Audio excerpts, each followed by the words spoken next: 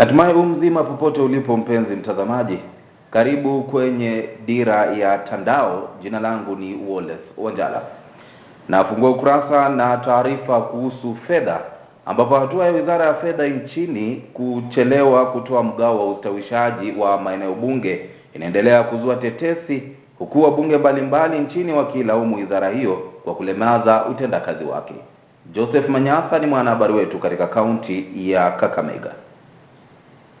Mbunge wa Mumias Mashariki Benjamin Washiali ni wa hivi punde kukashifu Wizara ya Fedha, akihoji kuwa hatua hiyo inapelekea kulemaza shughuli za maendeleo katika maeneo bunge, kwani hadi sasa takriban shilingi milioni 27 hazijatumwa kwa hazina hiyo. Juzi ilitubidi sisi kuanza kupigana na kuanza kukataa miswada ili Cabinet Secretary wa Treasury atoe pesa ya CDF.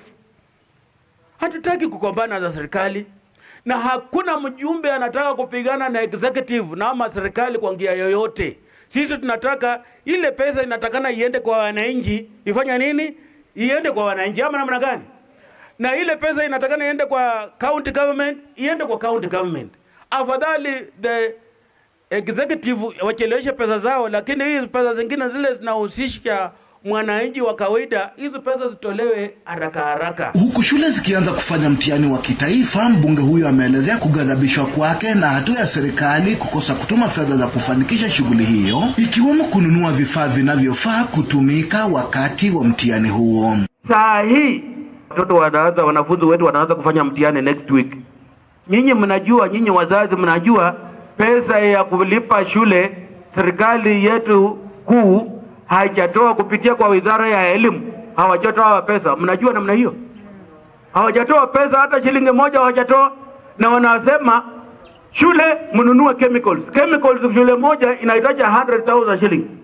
Sasa tumesema mbona sasa serikali yetu inatupeleka namna hii? One hand wanasema watoto wafanye mtihani, na kwa another hand wanasema hatuna pesa ya kulipa. Wanataka sasa hizo chemicals zinunuliwe na nini? Naitwa Joseph Manyasa nikiripotia Dira ya Tandao kutoka kaunti ya Kakamega. Na katika kaunti ya Bungoma, baadhi ya wafanyabiashara kutoka mjini Bungoma wamezuru kampuni ya kusaga unga mjini Kimilili, wakiongozwa na mwenyekiti wa wafanyikazi wa Bungoma Bwana John Max Wafula, ambapo maahidi kushirikiana kikamilifu na kiwanda hicho katika kuendeleza biashara, kama anavyoarifu Aris Wanyonyi. Kwenye ziara yao kwenye kampuni ya kusaga unga, mwenyekiti wa wafanyabiashara John Max Wafula alisema kuwa yuko tayari kuendeleza kiwanda hicho. Sisi tuko tayari kutake up this ndio tuweze kutimiliza ndoto ya mheshimiwa. Na sasa wametuonyesha machine. Sasa tunataka tuende tuangalie ni plani gani kwanza alikuwa nayo, ndio sisi nazi tuchukulie hapo, kwa sababu mahali hapa imefika tumeambiwa kwamba imewahi fanya tu kama gunia 5, kumaanisha mashini haya yangali mpya. Ingawaje mashini ikikaa tu mahali pia kuna uwezekano kwamba kuna some defects 1 or 2 there. Mfanyikazi Walter Barasa akisema kuwa kiwanda hicho kijatumika kwa muda. Kwa sasa vile hii mashini iko haijaoperate kwa muda mrefu tangu ikuje. Hii mashini mnavyoiona hivi ni mashini kubwa sana. Hii mashini inashiaga mahindi gunia 1 kwa dakika 3. Ukifanya calculation kwa siku mzima inaweza kuwa imeshaga gunia mingi sana. Na tukiwa na imani na tukue na support ya kutosha vile mheshimiwa mwenyewe anapanga, hii machine itakuwa na capacity ya kuemploy youths more than 100. Baadhi ya wanachama wakisema kuwa kiwanda hicho kina faida kubwa kwa uchumi wa Kimilili na uchumi wa Bungoma kwa jumla. Umuhimu wa kusaga unga na kuuza unga, vile CEO amesema, ni kukamilisha food chain, ni kukamilisha value chain. Na katika usagaji huu sio tu unga tunazalisha unga wa kula binadamu, tunazalisha vyakula vya mifugo, tunatoa mafuta, tunatoa industrial starches na vitu zingine. Kupitia huu mradi at least wakulima wanaenda kufaidika, wanainuliwa. Tukiangalia tutakuwa na certain percent yenye farmers watakuwa wanafaidika, another percent maybe itakuwa sub county, alafu certain percent itakuwa ingine kwa Chamber of Commerce. Si watu wa Kimilili peke yake ndio watafaidika, bali watu wengine wote wa Kenya wenye watakuwa wananunua katika supermarkets watakuwa wananunua hii unga na itafikia watu wengi sana. Nikiripotia runinga Tandao kutoka eneo bunge la Kimilili, kaunti ya Bungoma. Jina langu ni Aris Wanyonyi.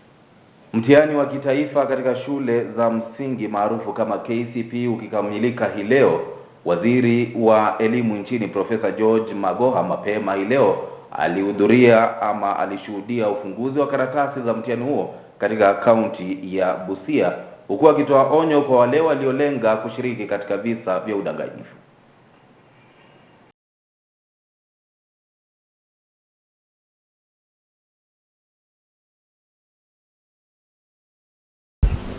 Let me warn again for the last time that as we go to the KCSE examination, we are following up quite a number of cheeky center managers together with their collaborators.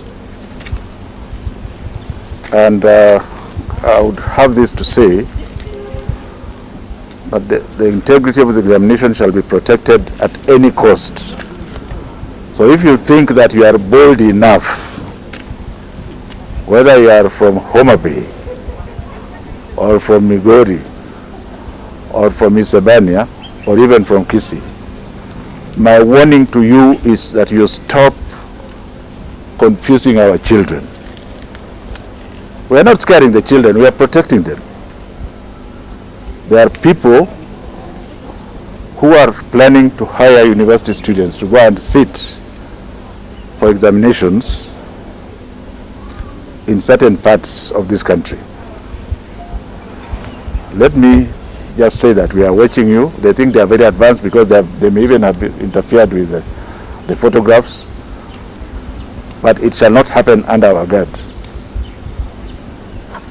To the children, I want to thank them, especially the primary school children. They have fought a very gallant fight, and like I had said, we as a government shall remember as we complete their marking in 1 or 2 weeks' time that they were out of school for such a long time. And there is nothing a child has to worry about. For the ones who are yet to start taking their exams, just come and give us what you have. It is going to be good enough for us. And when you see somebody who is certain, whether it's in your family or somewhere else, run away from that person. Na kama ilivyo desturi ama ada, kila siku ya Jumatano ni siku ya makala ya Jua Afya Yako, ambapo hii leo ulimwengu maadhimisha siku ya kifua kikuu, kama anavyotuarifu Caroline Mugure.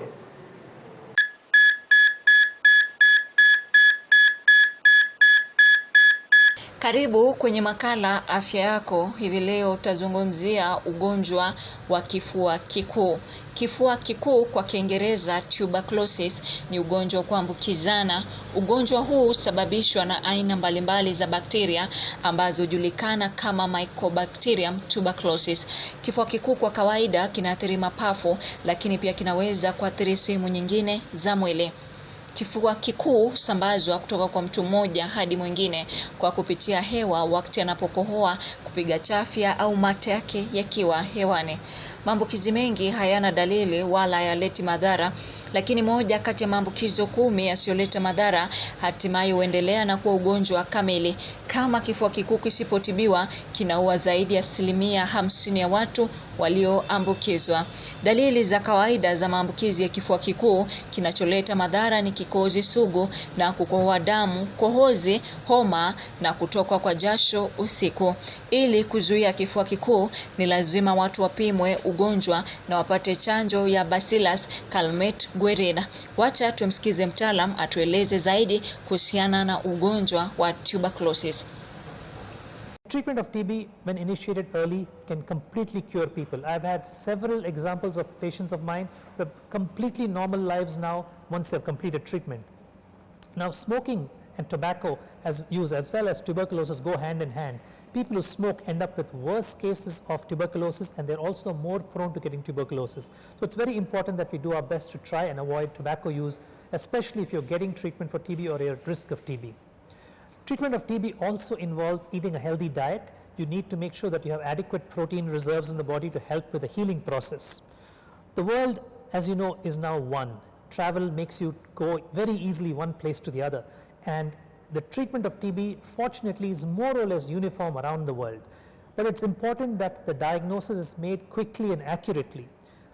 The people who are affected by TB are often the poor who don't have a good immune system because of lack of enough nutrition and adequate and appropriate nutrition.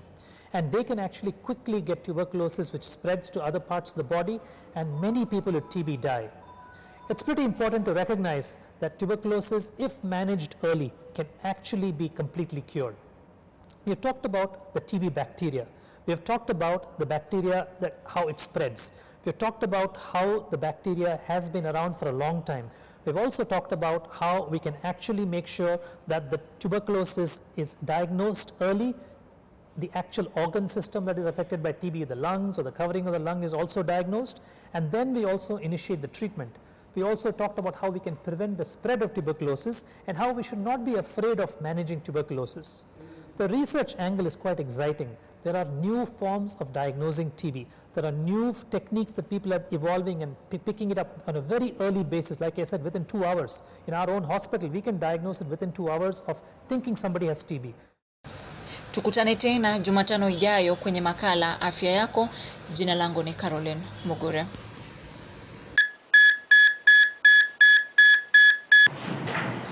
Nama shukran sana Caroline Mugure kwa makala hayo. Mtazamaji, natumai kwamba umepata kufahamu zaidi kuhusiana na gonjwa hilo hatari la kifua kikuu, na utapata kujukumika ipasavyo ili kujikinga na maradhi hayo.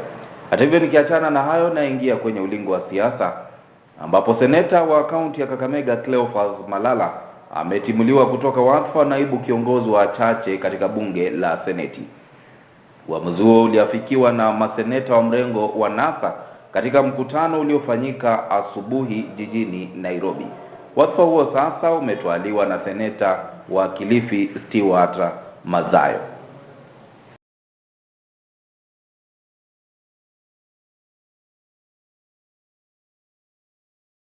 Invitations went out through the office of the whip, and we didn't meet from 8 o'clock. We met from 9 o'clock, and we have just concluded part of the meeting.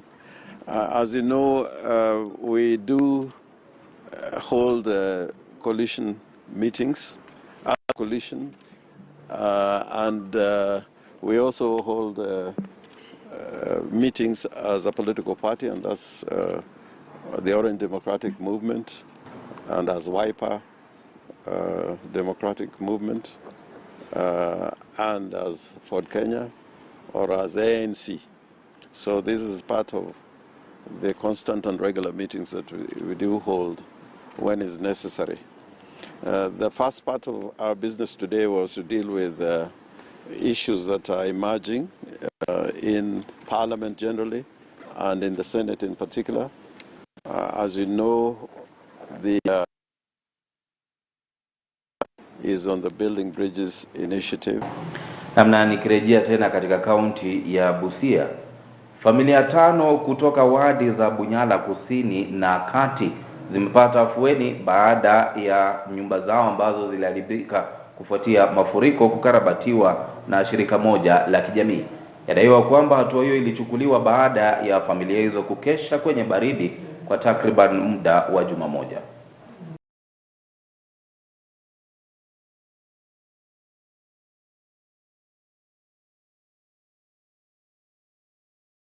Mafuriko nilihama nikaenda Zifugwe College, ndio tulikuwa tumeishi huko. Tukatoka huko tukakuja kwa maboma. Na boma ilikuwa mbaya zaidi. Nikaanza kukaa kwa nyumba ile iko na maji na nyumba ile iko na matope. Ile maji imekuja kaangusa nyumba yangu. Nikatoka hapa nikaishi pale kwa ile boma. Sasa vile nimeishi pale miezi miwili nikakuja hapa. nikakaa muda kidogo, alafu nikapata hii, Mungu akaniletea hii shirika hii, ndio amenisaidia kujenga hii nyumba. Nimeshukuru sana mbele ya Mungu. Serikali yetu isaidie kujenga dikes. Kiapo mpenzi mtazamaji, na kwenda kwenye mapumziko, nikirejea ni taarifa zaidi. Lakini kabla ya kwenda kwenye mapumziko, na kukumbusha tu kwamba kumbuka shindano la Lipiwa Bills pamoja na Shinda Shopping lingali linaendelea katika Tandao TV, ambapo unachohitaji kufanya ni kutuma shilingi 100 kwenye pay bill number ambayo ni 4044769, kisha kwenye jina unaandika Tandao na utakuwa umepata fursa spesheli ya kushiriki kwenye shindano hilo. Kumbuka, zaidi unavyoshiriki ndivyo unavyoongeza nafasi yako ya kuwa mshindi. Nikirejea ni taarifa za spoti.